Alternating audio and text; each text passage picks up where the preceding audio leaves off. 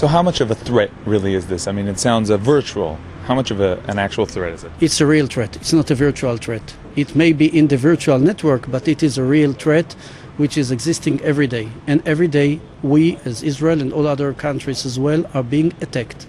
We are being attacked for many reasons. But one of these reasons is, of course, attacking the defense sector, but of course not only the defense, but also the private sector. And the private sector has to be well prepared for cyber attacks with special cyber defense systems. Strategically, to cripple a country under a cyber attack is not in the capabilities of our enemies in the year 2012. What could you tell us about the capabilities of Israel in this field, in the cyber field? Israel is an international superpower in cyber. And cyber has three dimensions: defense, collection, espionage, and attack.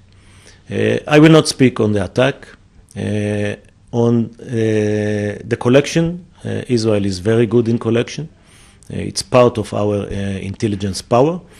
And on defense, we are working very hard because defense is a specific work. You have to defense everywhere, and you can be penetrated only in one point.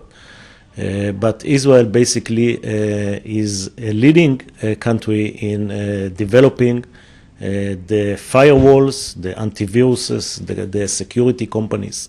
And this is exactly what we have this conference about.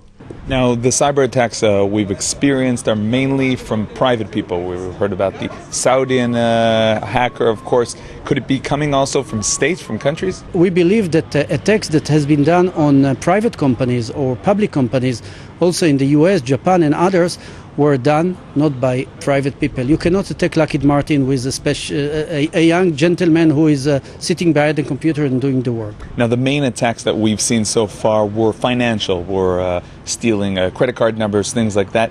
Could it also become life-threatening? As long as we are going to be connected to computers, even as human beings, as people who are going to have a medical check with medical devices, we are all have our vulnerabilities, because while you are connected to the internet, you are well connected to cyber attacks, and we have to be prepared. And one of the ideas of the Israeli National Cyber Bureau is to create regulations in order to make sure that you as yourself, as a human being, or the country as a country by itself, will be well prepared for any kind of cyber attacks.